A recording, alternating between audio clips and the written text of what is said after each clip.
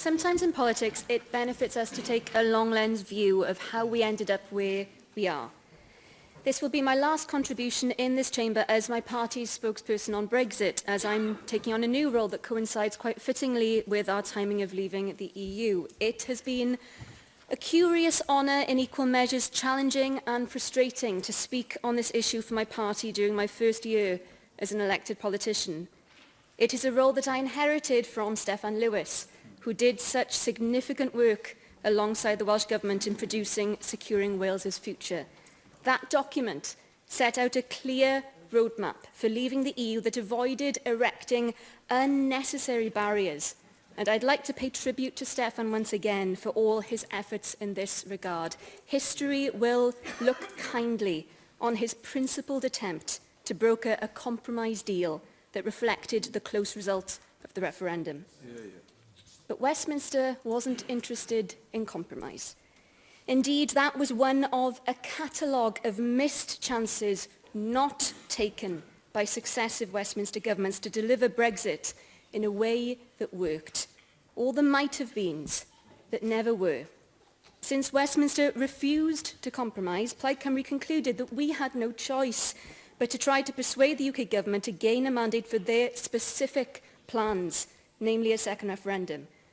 We worked with other parties to further the same, but well-laid plans were undermined by the hubris of Labour and the Lib Dems in Westminster, who convinced themselves that the way to beat Boris Johnson was to give him exactly what he wanted, a general election, an election they thought they could win, when all the evidence suggested that Corbyn, Swinson and the circumstances gave them no chance.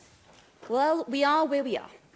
They were proven wrong. Boris Johnson secured the majority he wanted, and it is now inevitable that we will leave the EU in 10 days' time. And it will be a hard Brexit that is delivered.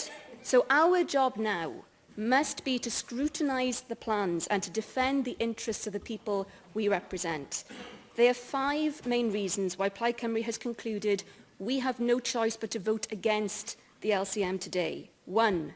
The bill allows the UK government to amend the Government of Wales Act without the consent of this Senate. That is unacceptable. 2. It provides no role for the Senate to scrutinise measures like trade that will have a huge impact on the livelihoods of the people of Wales. 3. The lack of economic impact assessments leaves crucial Welsh sectors and ports in the dark and vulnerable. 4. The bill takes away rights from child refugees, workers and EU citizens, and potentially the right of Welsh students to study abroad. 5.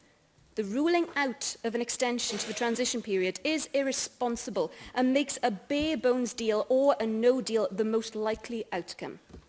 Llywydd, Plaid Cymru accepts that Brexit is happening, and we will do everything we can to try to get the best deal possible for Wales. This debate is not about whether Brexit is going to happen. It will. It is rather about what kind of country we will become in the coming years. Because this is uncharted territory. There's never before been an example of a nation-state seeking trade deals whereby it looks to erect barriers and not take them down. It's a topsy-turvy world. When he was giving evidence to the External Affairs Committee a few weeks ago, the First Minister quoted a commentator who'd said that a Pandora's box was being opened by Brexit. So with Pandora's box is usually shorthand for wreaking untold chaos. It is the there be monsters at the map's edge. Or as David Cameron conceded, the 2016 referendum was likely to unleash demons, the likes of which we knew not. But it would also do us well to remember that after everything had come out of Pandora's box, one thing remained: hope.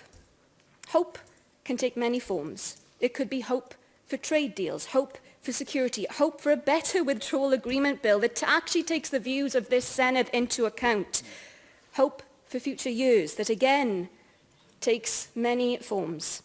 For those of us on these benches, that hope ultimately catapults us towards a Wales that looks to work internationally, that's outward-looking, that's a proud, independent nation on the world stage. So let's not only focus on the might-have-beens, let's focus on the yet-to-comes, and underlying all of these things, that greatest of catapults